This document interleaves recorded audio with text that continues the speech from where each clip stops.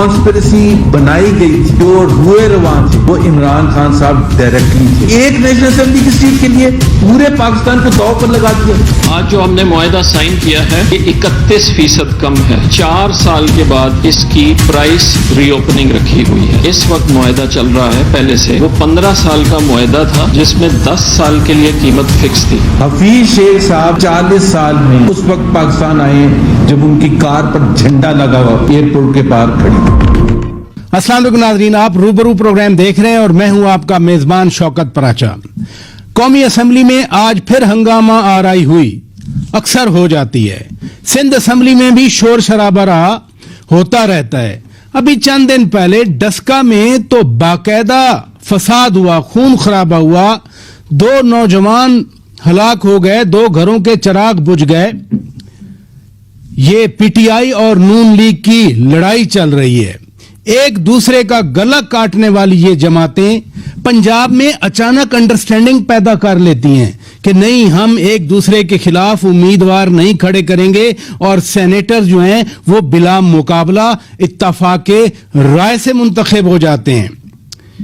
दूसरे सूबों के हवाले से ताना दिया जाता है, छोटे सूबों के हवाले से कहा जाता है कि वहां सिर्फ सियासी जमातें नहीं लड़ रही, बल्कि खुद मरियम नवाज साहिबा कह रही थी कि छोटे सूबों में तो पीटीआई एक दूसरे के साथ पीटीआई वाले लड़ रहे हैं।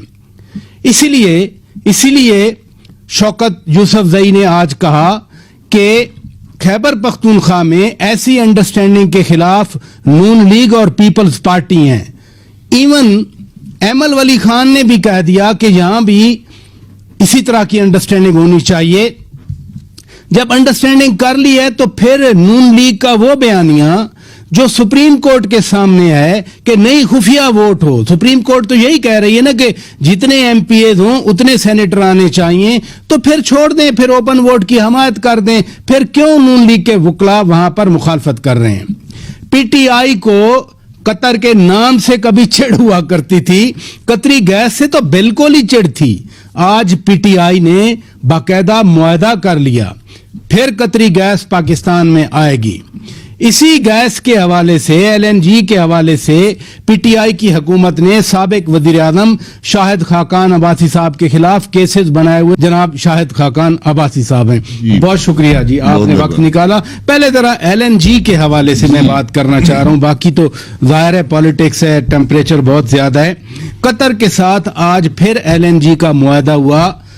नदीम बाबर साहब कहते हैं कि जी 31% कम रेट पे मिलेगी। तो क्या आपने महंगी एलएनजी खरीदी थी? जी, हमने महंगी खरीदी थी।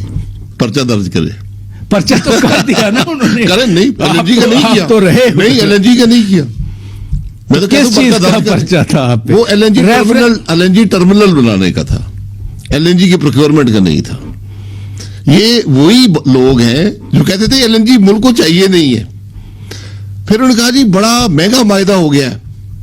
फिर उन्होंने कहा जी वो देखे ना 10-10 साल के 15-15 साल के मायदे कर लेते हैं, ये वही लोग हैं। तो हम जो हैं बड़ा खरीदेंगे। सवाल ये है, दुनिया में ये कमोडिटी है, कीमतें ऊपर नीचे जाती हैं। आज जो रेट है, हमने रेट का तयन कैसे किया था?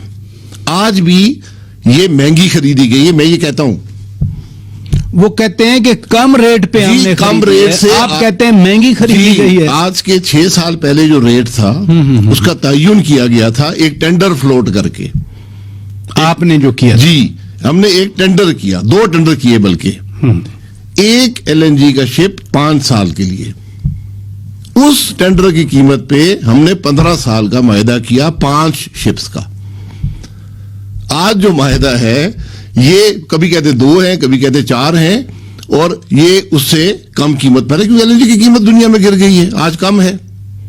लेकिन आपको जरूरत ये थी कि आप भी टेंडर फ्लोट करते, प्राइस का तयन करते, उसके बाद फैसला करते। बहरहाल मुझे खुशी है इस बात की कि ये भी पता चल गया कि जरूरत है और कतर ही है जिससे लेनी है। नंबर 2 और मुल्क के अंदर इसके अलावा कोई चारा नहीं है और लॉन्ग टर्म मायदे ही हल हैं इस मामले का। ये 3 बातें अब सीख ली हैं 2.5 साल के अरसे में। तो अगर मैंने महंगी खरीदी है तो मैं कहता हूं कल ही नैब को कहें कि पर्चा दर्ज कर दे। एक और रेफरेंस लेकिन फाइल कर अभी आपने खुद ही फरमाया कि आज वो भी कह रहे थे कि जो मुआहदा इन्होंने किया 15 साल का, उसकी तजदीद 10 साल के बाद होनी थी, रिव्यू या प्राइस रिव्यू जो भी होता है। जी। और ये कहते हैं कि हमने एक तरह का क्रेडिट बता रहे थे कि हमारे मुआहदे में 4 साल के बाद प्राइसेस रिवाइज हो सकती हैं। देखिए, मैं यही कह रहा हूं ना कि इस अगर ये बात है, फिर ये मायदा बहुत महंगा है, माजरत के साथ। मैं इसलिए कह रहा हूं मायदे को जरा पब्लिक कर दे। हमारा मायदा पब्लिक है, इस मायदे को भी पब्लिक कर दे। नहीं, अगर वो टेंडर देर से दें तो फिर मुल्क में फसाद हो जाता है कि इनकी वजह से, इनकी सुस्ती की वजह से, इनकी नेग्लिजेंस रादर की वजह से एलएनजी महंगी हो जाती है। अब तो वो मुआहदा 4 साल का करके बैठे हैं। जी बिल्कुल करके बैठे। अगर ये पिछले मई जून में जब पता था कि आपको एलएनजी चाहिए, पता है ना कि हर सर्दियों में चाहिए होती है, ज्यादा चाहिए होती है, बल्कि पूरा साल चाहिए, तो उस वक्त अगर आप टेंडर फ्लोट करते, टेंडर बेचते, तो आपको 9 के करीब मिलती। आपने जाकर नवंबर में दिसंबर के टेंडर किए, दिसंबर में जनवरी के किए, और 22% तक आपने खरीदी। वो आपने, भाई मैं कह रहा हूं सीख रहे हैं बच्चे हैं, नए आए हैं, सीख रहे, कोई बात नहीं है। अब झूठ मत बोले, धोखे मत दें। अगर मैंने महंगी खरीदी है, मैं जिम्मेदार हूं, मैं जिम्मेदारी कबूल करता हूं, पर्चा दर्ज कराएं। मैं कहता हूं टीवी के कैमरे लगाए, मुझसे तफ्तीश। आप तो पहले भी ऐसे चैलेंज देते रहे। और अपने मायदे को ये बताएं कि आपने इस प्राइस का तयन कैसे किया, कैसे आपने किया। मैं कहता हूं आपने महंगी खरीदी, आप कैसे बताएंगे सस्ती है? आपने कैसे तयन किया? हमने 2 टेंडर फ्लोट किए, इंटरनेशनल टेंडर मार्केट में फ्लोट किए, एक शिप 5 साल के लिए। उस कीमत पर हमने कतर से खरीदा 5 शिप 15 साल के लिए। ये आज भी दुनिया का सस्ता तरीन मायदा है लॉन्ग टर्म, क्योंकि एलएनजी में जितनी आप तादाद बढ़ाते हैं, जितना टाइम बढ़ाते हैं, वो महंगा हो जाता है। ये बात है। मैं इनको मुबारक देता हूं, बहुत अच्छी बात है पाकिस्तान के लिए। पाकिस्तान ने फैसला तो करे कि एलएनजी चाहिए, क्योंकि इन्होंने तो इस साल भी तेल से बिजली बनाई है, डीजल से बिजली बनाई है, इन लोगों ने लोड शेडिंग की है, इंडस्ट्री को काटा है, तबाही फेर दी मुल्क की। कम से कम 150 अरब रुपए का नुकसान इन्होंने इस सर्दियों में मुल्क को पहुंचाया है। तेल की बात ना करें, सुने फिर पेट्रोल पंप गिराया जा रहा है। जी वो गिराएंगे। तो देखें, ये जब हुकूमत आपसे ना चले तो आप यही करते हैं। हमारी जब हुकूमत गई, हर लीटर पे 15 रुपए से कम टैक्स था, आज वो 40 से ऊपर है। 47 का कैलकुलेशन जो हो रही है, 47 की। जी नहीं, 40 से कुछ ऊपर है। अब ये इसमें शायद 20 रुपए और इजाफा करना चाहते हैं। और ये टैक्स ऐड होगा? जी, इसमें टैक्स की बड़ी रकम टैक्स की होगी। अगर 20 ऐड होता है तो मैं समझता हूं उसके अंदर शायद 10 या 11 टैक्स इजाफी होगा। ये टैक्स 47, अगर 47 अब कह रहे हो, शायद ये नंबर दुरुस्त हो कि अब 47 हो जाएगा। ये डिफरेंट स्पेकुलेशन है, एग्जैक्ट फिगर तो इस वक्त गवर्नमेंट खुद बताए, गवर्नमेंट खुद भी नहीं बताती। 40% है। ये टैक्सेशन करने के बावजूद भी जो टैक्स टू जीडीपी रेशो है वो गिर गया है। अच्छा, ये अगर इतने ही हैं जैसे आप बार बार कहते हैं, तो मरियम नवाज साहिबा परसों कह रही थी कि पीटीआई के अंदर पार्टी टूट फूट रही है, सूबों में ये लड़ रहे हैं। पंजाब में तो आपने इनको लड़ाई से बचा लिया, मुआहदा कर लिया इनके साथ, अंडरस्टैंडिंग। कोई मुआहदा, कोई अंडरस्टैंडिंग नहीं। तो ये क्या है बिला मुकाबला? ये क्या है बिला मुकाबला? इस तरह है कि वहां पर हमारे 2 उम्मीदवार हमें बदलने पड़े। हमारे एक चौथे उम्मीदवार भी थे। हमारे पास 3.5 सीटों की हमारे पास नंबर्स थे। हमने चौथा उम्मीदवार भी खड़ा किया हुआ था कि अगर ज्यादा उम्मीदवार खड़े होते वो जीत सकते हैं। हमने जब देखा कि ये एक हॉर्स ट्रेडिंग शुरू हो गई है, वहां पर एक तमाशा लग गया है, तो हमने कहा कि हम अपनी सीटों का दिफा करते हैं। 3 सीटों का जो हमारा हिस्सा बनता था, हमने अपने तमाम अजाफी उम्मीदवार विड्रॉ कर लिए। तो आपको अपने लोटों से डर था? नहीं, लोटों से नहीं होता। देखें, ये खतरा होता है कि जब खरीदार मार्केट में हो तो उसको कोई न कोई घाक मिल जाता। तो पीटीआई को भी यही डर था, वो आपके साथ बैठ गए, वरना तो नाम नहीं सुनते नून लीग। वो तो हुकूमत है, खरीदारी, बैठा कोई भी नहीं, उनको तो खरीदारी थी। जब उन्होंने देखा कि यहां इन्होंने अपना दिफा कर लिया है, उम्मीदवार निकल गए हैं, तो उन्होंने कहा कि हम भी अपनी सीटों का दिफा कर लें। तो वहां पर उनकी भी 3 बनती थी, उनको 3 मिली। नहीं, लेकिन उस्मान बुज़दार साहब ये कह रहे हैं कि हमने नोटों से वोटों की खरीद की साजिश नाकाम बना दी। वो अपने नौ मुंतखब बिला मुकाबला इत्तफाक राय से मुंतखब होने वालों को मुबारक दे रहे हैं। यानी इतनी लड़ाई है तो फिर रास्ता कैसे छोड़ दिया गया एक दूसरे के लिए? रास्ता छोड़ने की बात नहीं है, एक अकल की बात है कि हम इस गेम में नहीं पड़ना चाहते। हम चौथी सीट की कोशिश कर सकते थे, लेकिन उस सीट का रास्ता वो रास्ता है जिसमें हम नहीं पड़ना चाहते। जब हुकूमत ने देखा कि उनके पास अब कोई रास्ता नहीं है तो मजबूर होकर उन्होंने भी उम्मीदवार विड्रॉ किए। किसी ने कोई किरदार अदा किया? खबरें आई सोर्सेस से, अथेंटिक नहीं है, कि जी चौधरी परवेज इलाही साहब सबसे राब्ते में थे, कोई और भी साहब थे और उन्होंने सबको समझाया कि नहीं नहीं अपनी अपनी सीटें ले लें। नहीं, राब्ते से नहीं होता। चौधरी परवेज इलाही साहब तो उनकी तो अपनी पार्टी खुद एक उम्मीदवार को लाई थी। सबसे ज्यादा खतरा उनको ही था, वो बन गए। सबसे ज्यादा खतरा उनको ही उनको था। तो वजीर आजम इमरान खान ने खुद एश्योरेंस दी थी कि हाँ हम कामिल अली आगा साहब को वजीर आजम इमरान खान की एश्योरेंस में नहीं होता। 4 उम्मीदवार तो पीटीआई के अपने खड़े थे। अगर ये मुकाबला होता, 5वां ये होते, 4 हमारे होते, तो 7 सीटों पर 9 उम्मीदवार थे। तो खतरा यही था कि चौधरी परवेज इलाही साहब का उम्मीदवार ना बनता। बहरहाल ये एक बेहतर फैसला हो गया। पंजाब में ये जो नंबर्स हैं वो इतने बड़े होते हैं कि उसके अंदर धांधली का इम्कान कम होता है। तो हमने ये कोशिश की कि ये धांधली वाला मामला वहां पे ना हो। चले, मुझे ब्रेक लेने का कहा जा रहा है। नादरीन, ब्रेक लेते हैं। ब्रेक के बाद जब वापस आएंगे मैं अब्बासी साहब के सामने ये सवाल जरूर रखूंगा कि जब असूल की बात करनी है कि जितने एमपीएज हों उतने सेनेटर आने चाहिए, तो फिर तो ओपन वोट होना चाहिए। फिर क्यों मुखालफत की जा रही है? अगर यही असूल पंजाब में हो सकता है तो बाकी सूबों में क्यों नहीं हो सकता? ब्रेक के बाद बात करेंगे। वेलकम बैक नादरीन, आप रूबरू प्रोग्राम देख रहे हैं और आज हमारे रूबरू हैं साबिक वजीर आज़म पाकिस्तान जनाब शाहिद खान अब्बासी साहब। अब्बासी साहब, पंजाब में ठीक है असूल की बात है, हम मान लेते हैं। मेरे भाई असूल अपनी जगह पर हैं, यहाँ पर नंबर जिस किस्म के हैं आप भूल गए हैं कि इससे पहले लेडी सीट पर भी यही हुआ, टेक्नोक्रेट सीट पर भी यही पंजाब में हुआ। ठीक है, वहां नंबर इतने ज्यादा हैं कि जब 2 पार्टीज इक्वली डिवाइडेड हों, पंजाब में तकरीबन इस वक्त 19-20 का फर्क है जमातों की तादाद में, अपोजिशन और गवर्नमेंट में। तो उसमें बहुत कम 10-11 एमपीएस वाले भी सेनेटर बन गए हैं कामिल अली आगा साहब की पार्टी में। टोटल 10 इत्तेहाद है ना, वो एक इत्तेहाद में है। वो नहीं 10 वाला स्पीकर भी बना हुआ है। स्पीकर को अक्सरियत चाहिए होती है असेंबली की। जी सिंपल वो स्पीकर भी है, वो उनका इत्तेहाद है, उसके अंदर है वो। तो उसी इत्तेहाद के अंदर जो नंबर्स थे उसके हवाले से हमारी कोई 3.5 बनती थी और आपने आधी छोड़ी ना जी। आधी सीट मिल नहीं सकती, आधी सीट मिल नहीं सकती। कोई 3.5 के करीब हमारे पास थी, कुछ पीपल्स पार्टी के पास थी, कोई 3.5 के करीब उनके पास थी। तो ये आधी सीट से कंसीड क्यों किया आप लोगों ने? छोड़ी क्यों? हमने कंसीड नहीं किया, हमने अपना कैंडिडेट विड्रॉ किया। हमारे पास उम्मीदवार थे क्योंकि हमारे 2 उम्मीदवार निकल गए थे। मुशाहिदुल्लाह साहब वफात पा गए, उनके बेटे नए उम्मीदवार थे। जी हाँ।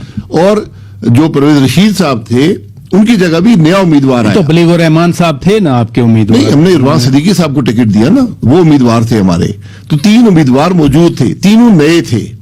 तो हमने कहा कि हम, क्योंकि जब एक पुराना शख्स होता है उससे पार्टी के एमपीएस की एफिलिएशन होती है, वोट्स इधर उधर नहीं जाते। जब ऐसे मामलात हो कि नया उम्मीदवार हो तो फिर वोट्स तो जा सकते। आधी सीट यहाँ छोड़ दी तो यही लो 2 का असूल केपी में हो जाए, सिंध में हो जाए अपनी पार्टी को। वहां भी शौकत यूसुफजई कह रहे हैं कि ये वाला प्रिंसिपल जो पंजाब में हुआ है, नून लीग और पीपल्स पार्टी इसकी राह में खैबर पख्तूनख्वा में रुकावट है। ये प्रिंसिपल नहीं है, ये प्रिंसिपल नहीं है, अंडरस्टैंडिंग भी नहीं है, ये नंबर्स हैं। जिस तरह टेक्नोक्रेट और लेडीज पे हुआ, नंबर्स हैं, उन नंबर्स में गुंजाइश नहीं है कि मेरे पास अगर 3.45 हैं, आपके पास 4.55 हैं, तो वो अशारियों में हम सीटें नहीं ले सकते। तो खैबर पख्तूनख्वा में भी तो नंबर की गेम हो सकती है ना? जी, नंबर की गेम हो सकती है। जो छोटे सूबे हैं उनके अंदर बहुत डिवाइडेड है अपोजिशन और हुकूमत, उसमें अंदर बहुत सी जमातें हैं। जिस तरह हुकूमत के अंदर भी वहां पर बाप पार्टी भी शामिल है, दूसरी जमातें भी शामिल हैं, इंडिपेंडेंट्स भी हैं, वो मिलाकर हुकूमती बेंच है। उन सब ने उम्मीदवार खड़े किए हुए हैं। इस तरह जो पीडीएम है वहां पर, उसके अंदर 4-5 बड़ी जमातें हैं। एक शिकवा आ रहा है अब्बासी साहब, जी। वो ये है, एमल वली खान आपके इत्तेहादी हैं पीडीएम में, वो कह रहे थे कि जी खरीदो फरोख्त तो सब सूबों में होती है, लेकिन वीडियोज सिर्फ खैबर पख्तूनख्वा की दिखाई गई, तो खैबर पख्तूनख्वा में भी तो ये अंडरस्टैंडिंग हो सकती है, ये उनकी बात है। तो देखिए, अंडरस्टैंडिंग पॉसिबल नहीं है। अंडरस्टैंडिंग वहां पर होती है जहां पर नंबर्स बराबर हों, नंबर्स के अंदर गुंजाइश ना हो, तो फिर आदमी देखता है यार ठीक है, मुझे उम्मीदवार खड़े करने का फायदा क्या है, तो आदमी उम्मीदवार विड्रॉ कर लेता है। ये खैबर पख्तूनख्वा में मुमकिन है कि अगर वहां पर सिंध में भी मुमकिन है, जी हर जगह मुमकिन है, बलूचिस्तान में भी मुमकिन है, जी, हर चीज दुनिया में मुमकिन होती है। तो अगर वहां पर अपोजिशन ये फैसला करे कि हमने अपने उम्मीदवार विड्रॉ करने हैं और हुकूमत भी विड्रॉ कर ले, तो बात खत्म हो जाएगी। जब अजाफी उम्मीदवार बैठे होंगे या पार्टियां कम होंगी, फिर ये काम हो सकता है। तो यही रिमार्क्स तो सुप्रीम कोर्ट की तरफ से इस केस में आते रहे ना, कि जितने एमपीएज हैं उस तनासुब से सेनेटर मुंतखब हो जाएं। यही ओपन वोट का, खुफिया वोट का झगड़ा है। माजरत से ये हो नहीं सकता, क्योंकि जो सुप्रीम कोर्ट कह रहा है वो कानून के बरक्स कह रहे हैं। कानून कहता है कि वोट होगा और वो सीक्रेट होगा। आपने अगर निजाम बदलना है, आपको निजाम एक आईनी तरमीम से बदलना पड़ेगा। वोट ओपन करने से मामला हल नहीं होता। वोट दुनिया में कहीं ओपन नहीं होता, हमारे आईन में भी लिखा हुआ है। अगर आप ये समझते हैं, ये अगर पार्लियामान समझता है कि हमें इसी मुतनासिब शरह से सीटें देनी है, तो इसको आईनी तरमीम हो सकती है, कोई ऐसी बात नहीं है। ख्वातीन की सीटें ऐसे ही होती हैं, माइनॉरिटीज भी ऐसे ही होती है कौमी असेंबली में, तो सेनेट भी हो सकता है। उसकी में बहुत सी पेचीदगियां भी हैं, उनको हल किया जा सकता है, लेकिन वो आईनी तरमीम से हो। ये जो रेफरेंस आया है सुप्रीम कोर्ट में, ये क्या रेफरेंस है? ये रेफरेंस यही है, हुकूमत ने रेफरेंस भेजा है कि इस वोट को ओपन किया जाए। अच्छा, मैंने कल ही बैरिस्टर सैयद अली जफर साहब, जो बैरिस्टर अली जफर साहब तो हुकूमत के सेनेटर हैं, जो हुकूमत ये कह रही है सुप्रीम कोर्ट से कि आप आईन बदल दें। नहीं, मैंने उनसे एक सवाल पूछा कि सुप्रीम कोर्ट ऑर्डर क्या देगी, जरा उनकी बात सुनने फिर मैं आपसे सवाल करता हूं। सुनाएं जी।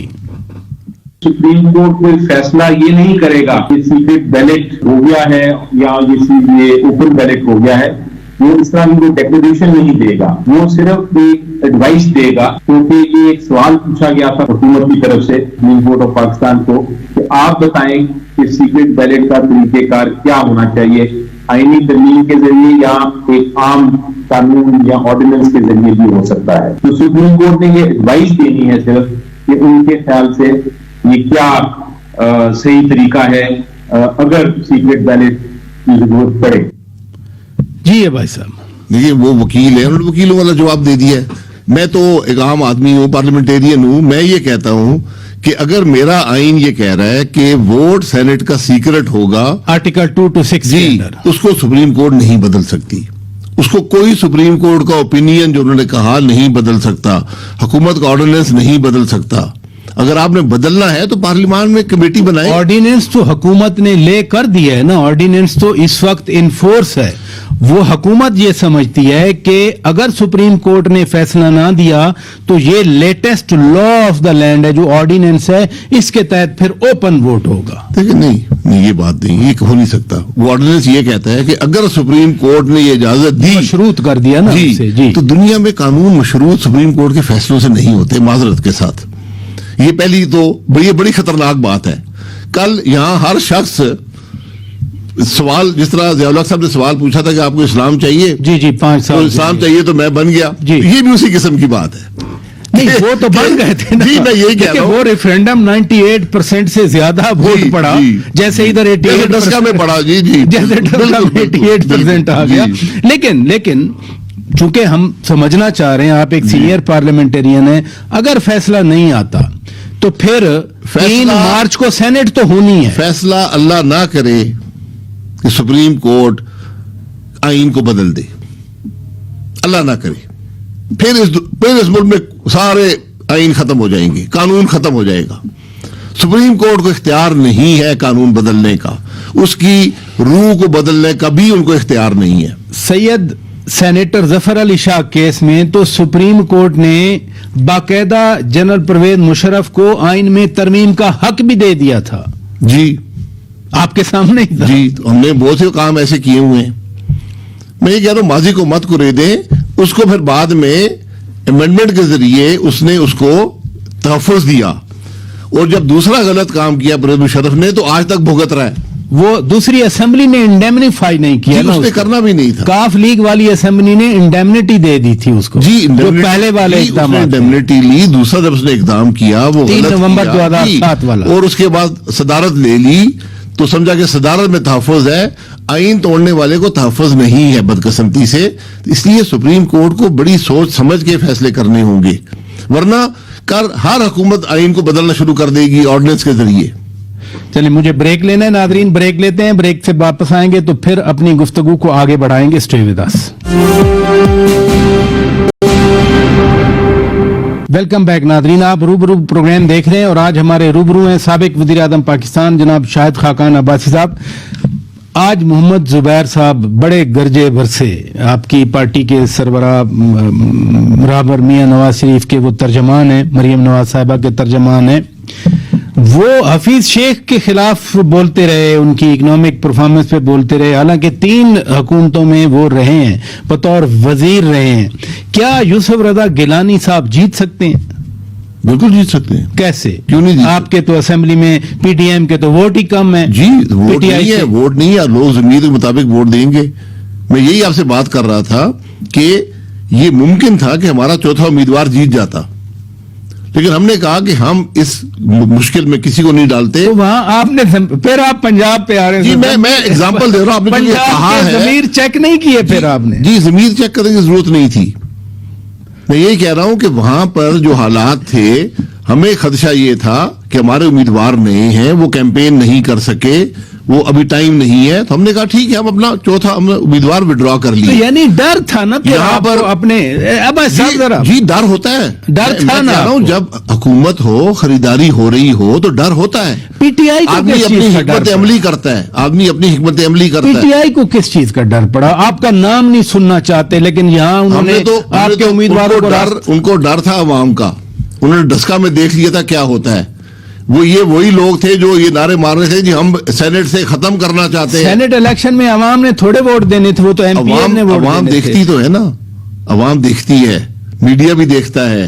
लोग पूछते हैं कि आप वो लोग हैं जो कहते हैं जी सेनेट में वोट ओपन होना मुझे तो चाहिए। मेरी बात सुन ले। मुझे लग रहा है मेरे भाई, वो मेरी तो बात किसी का शेर है ना, मेरी कि बात अपने अपने बेवफाओं ने यकजा किया हमें, वरना तू मेरा नहीं था, मैं तेरा नहीं बिल्कुल था। ये मुमकिन है। मैं यही कह रहा हूं कि ये वो जमात है जिसने ऑर्डिनेंस लाए, जिसने ये सब कहा कि जी ये सीक्रेट बैलेट नहीं होना हो चाहिए।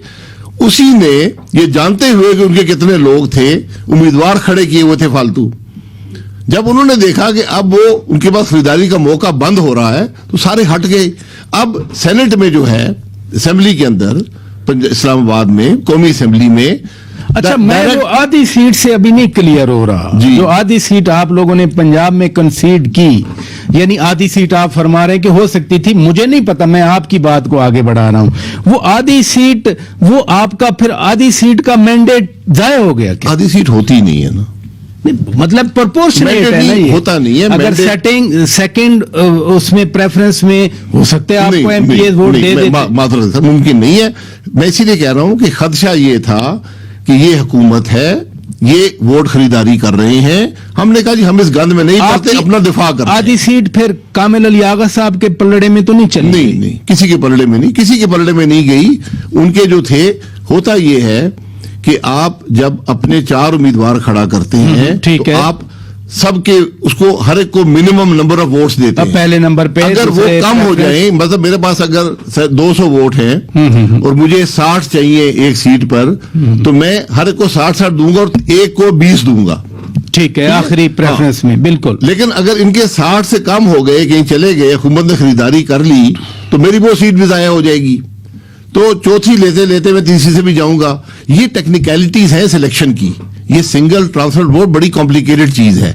यहां पर लोग एक वोट से भी सेनेटर इलेक्ट हुए हैं, एक वोट से भी। इधर ड्रॉज पे भी मैंने एक इलेक्शन था फाटा का, चूंकि एमएनएस करते थे तो बराबर आया, तो ड्रॉ मेरे सामने ड्रॉ हो जाती थी। ये सब चीजें मुमकिन होती है, ड्रॉ किया, सब चीजें होती हैं। बिल्कुल ये बात दुरुस्त है, लेकिन हमने इससे बचत की है। जो अपने जुबैर साहब कह रहे हैं, वो ये कह रहे हैं कि इस्लामाबाद में इलेक्शन हो रहा है, उसमें एक आदमी उम्मीदवार है, हम उसके बारे में बात कर सकते हैं। ये हफीज शेख साहब वही आदमी है जो अपने मध्य मुकाबिल के यूसुफ गिलानी साहब के वजीर थे। तो ये डिस्क्वालिफिकेशन तो नहीं है ना उनकी? नहीं, डिस्क्वालिफिकेशन देखिए, हमने तो जो वोटर है हमने बात करनी है हमने उनसे कहना है कि भाई ये नालायक आदमी, इसको मत वोट दो, इसे तो मईशत तबाह कर दी है। 3 हुकूमतों ने इंक्लूडिंग पीपल्स पार्टी, आप अभी फरमा रहे हैं कि यूसुफ रजा गिलानी साहब के वो वजीर थे, अगर वो नालायक हैं, इनकॉम्पिटेंट आप कह रहे हैं, तो 3 हुकूमतें उनको क्यों बिठाती, इंक्लूडिंग पीपल्स पार्टी? ये बड़ा अच्छा सवाल है। ये तो आप टालने ये बिल्कुल बहुत अच्छा सवाल है। ये तो टालने इस पे गलत प्रोग्राम कर ले। ये तो आप टालने मैं टालने वाली बात नहीं कर रहा हूँ भाई, बहुत अच्छा सवाल है। और यही वो खराबियां हैं जिसके खिलाफ पीडीएम है। अच्छा, डस्का का इलेक्शन हुआ, मतलब है 2 नौजवान बेचारे जिंदगी से हाथ धो बैठे, 2 घरों के चिराग बुझ गए। अभी इलेक्शन कमीशन के फैसले पे आप खुश भी हैं? पहली प्रेस रिलीज आई जब उन्होंने कहा कि जी हम इसको विद होल्ड करते हैं, 20 प्रिजाइडिंग ऑफिसर अगवा भी हुए थे, तो मरियम नवाज साहिबा ने कहा कि मुझे खुशगवार हैरत हो रही है प्रेस रिलीज पे, अब फैसला आ गया, खुशाइंद भी करार दे रहे हैं, आज भी कह रहे थे, लेकिन कहते हैं कि नहीं, एहतसाब पूरा नहीं हुआ। कोई इमरान खान देख रहा था बैठकर उधर, वजीर आजम को और काम नहीं है, सिर्फ वो देख रहे थे बैठ के कि हाँ इधर गोलियां चलाओ, इधर आप वायलेंस करो, इधर पोलिंग स्टेशन बंद करवा दो। हाँ, कैसे क्या मैं अब कह रहा हूं। हाँ, कैसे? ये इसी सोच का वजीर आजम है, इस आदमी की सोच ये है, बदकिस्मती से। देखें, जब आप इलेक्शन में आप तहैया करें कि धांधली नहीं होगी, तो धांधली नहीं होगी। सूबे का चीफ सेक्रेटरी गायब हो गया, आईजी गायब हो गया, कमिश्नर गायब हो गया, डीसी गायब हो गया, पुलिस के लोग गायब हो गए। जो इदारा मैं मुझे जरा मौका देना, आपने बात कर ली है। गायब हो गए। धांधली पोलिंग स्टेशन का अमला उठाकर ले गए, कौन ले गया कोई पता नहीं है, वोट ले गए।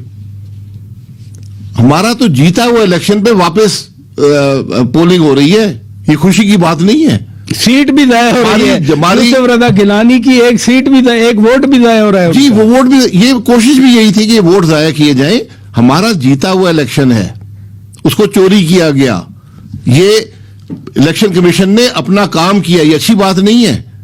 ये अच्छी बात नहीं है कि इस 21वीं सदी में हम ये हरकतें कर रहे हैं कि पुलिस जो है वो पोलिंग स्टेशन से बाहर लोगों को निकाल रही है। मैं गुजारिश भी यही कर रहा हूं कि पहली बार इलेक्शन कमीशन ने इतना बड़ा स्टेप लिया।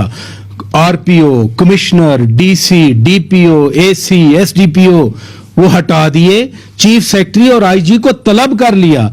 तो आप उस इदारे को बैक करें, बजाय इसके कहें कि उस इदारे ने आधा एहतसाब किया है। बैक करने की इदारों की जरूरत नहीं होती। इदारे आईनी है, उनके पास आइन का तहफ़्फ़ुज़ हासिल है, आइन की ताकत। मेरी बात सुन ले, आइन की ताकत सही है। अगर इस मुल्क में इंसाफ होता ना, आज एक पर्चा दर्ज होता जिसमें इन सब अफसरों के नाम होते, ट्रायल चलती और पता यह चलता कि इन अफसरों को हुक्म किसने दिया है। आप जो बात करते हैं वज़ीर आज़म, ये आपको हकीकत वहां पता चलेगी, और ये एक दिन होगा, ये भी मैं आपको बता दूं।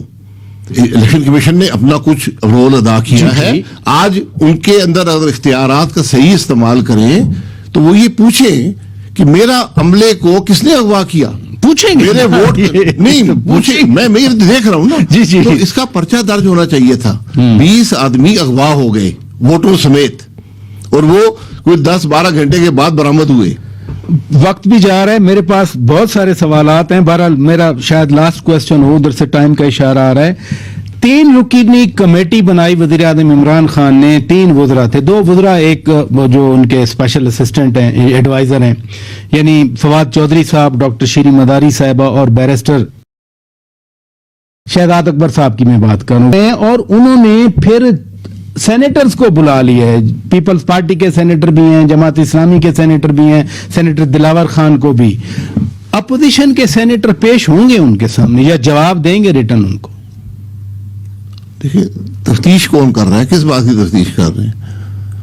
वीडियो स्कैंडल जो बना कि वो कहते हैं कि वीडियो स्कैंडल में वो ये कह रहे हैं कि इस मुल्क के वजीर आला ने हमें ये पैसे दिलवाए हैं जो सेनेटर इलेक्ट हो रहा है, और वजीर आला ने ये कहा है, जो वजीर आला आज मुल्क का वजीर दिफा है, उसने ये कहा है कि ये पैसे आपने अगले इलेक्शन में इस्तेमाल करने हैं, जो सूबाई और कौमी का इलेक्शन आएगा उसमें आपने 2018 में इस्तेमाल करने हैं।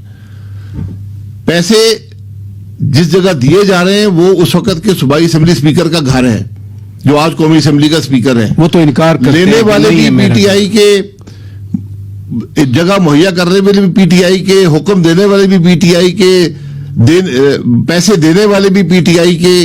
तो ये मामला उसकी तरतीब भी पीटीआई कर रहा है। जो लोग हैं वो कह रहे हैं हमें फलाने आदमी ने कहा था।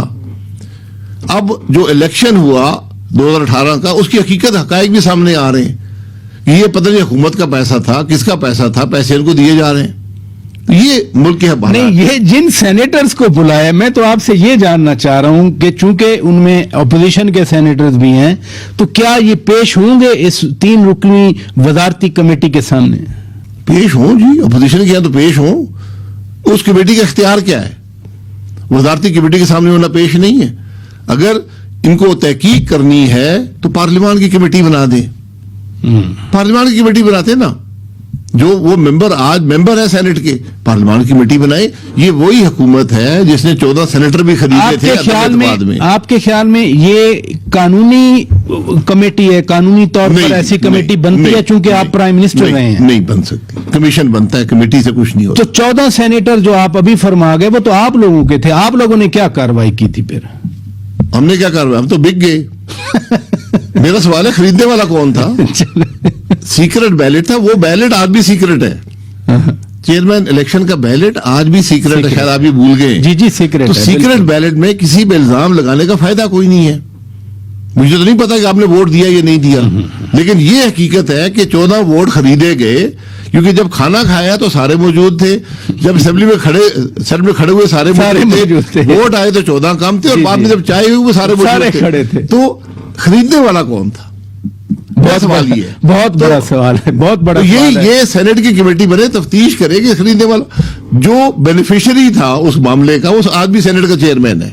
बहुत शुक्रिया, बहुत शुक्रिया। साबिक वज़ीर आज़म पाकिस्तान शाहिद खाकान अब्बासी साहब हमारे साथ मौजूद थे। नाज़रीन, हमारी तरफ से इतना कुछ। अपने मेजबान शौकत पराचा को इजाजत दीजिए। खुदा हाफिज।